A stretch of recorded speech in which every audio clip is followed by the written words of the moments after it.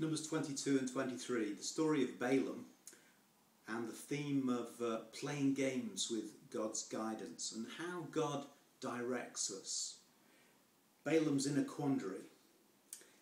He's going to become wealthy and influential. He's going to become the #1 soothsayer in the whole land if he does one thing that he knows is wrong, and that is to say a curse against Israel. He's received the word from God that Israel is blessed, so he's stuck between his own greed for the money, his ambition for the power, and his knowledge of God.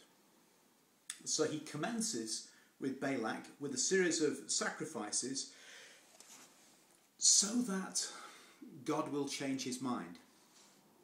Is that right? So that he can change the mind of God, maybe. So here's that question. Does God change his mind on moral issues? Does he change his mind like the fashions of our culture changes its mind on what's morally acceptable? Does God change his mind, do you think? Well, Balaam himself said, God is not a man that he should lie, neither the son of man that he should repent. Has he not said, and shall he not do it? So Balaam's the man to ask if you're wondering whether God changes his mind.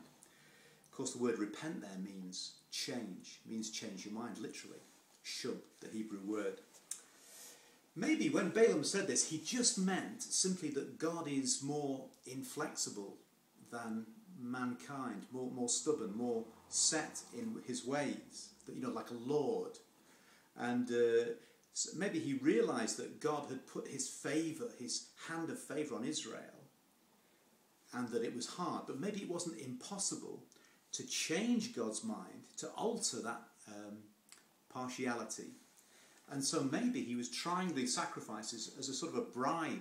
Well, remember, we're talking about an ancient world here, an ancient system. Maybe he's using his sacrifices and prayers to bribe, to coax, to cajole God into doing what he wanted. Sometimes people say, it is God's will. And when they say that, they mean no discussion is now possible. But that's a very dangerous thing to say. I remember when I was at school, this guy who was a sort of bit of a kind of hyper-Christian, he said to the prettiest girl in the class, it must be said, that it was God's will that she should marry him. And she was actually a really nice girl and a Christian. And she had got into terrible dilemma with this guy because she wanted to think about it carefully, and he was being so dogmatic. It is God's will. No discussion. It's a dangerous thing to say something is God's will. Think about it. Think about this very carefully. A thing is not right because God wills it.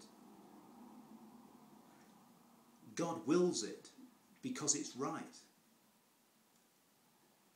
Rewind and think about that for a second. Because that's how the Bible speaks about God's will. Remember when Abraham had this dreadful moment of upsurge of doubt, and he said, shall not the judge of all the earth do right? He had this sort of feeling, would the Creator even be on the verge of doing something that was wrong, that was unjust?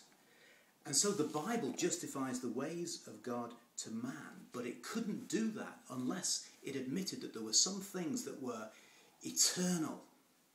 Like the 10 Commandments are not like 10 really good ideas. No, the suggestion that the voice of the Bible is that these are the framework of the universe. These are etched into the sky and into the bone. They're etched into the real meaning of life and creation itself. They can't be shifted or messed around with. And in Proverbs it says, woe to he who moves a boundary stone. You can't break the 10 Commandments. Ultimately, you just break yourselves on them. The eternal laws of God. And look at the consequence of thinking that you can shift what God says is right and God says is wrong.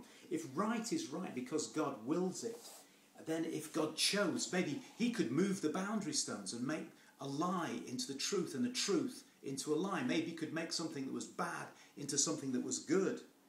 And maybe that's what Balaam was working at. Maybe he could be cajoled into hating Israel, and so it would be all right to curse them.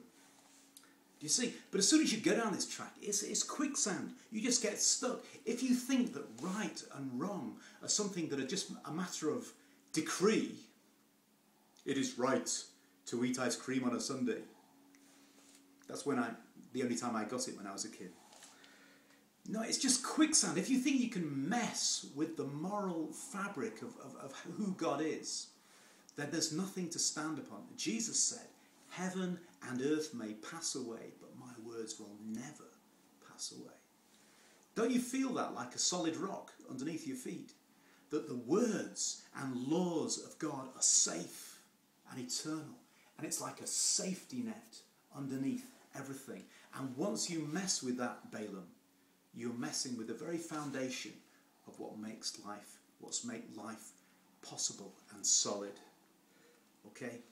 Think on it. God bless you today.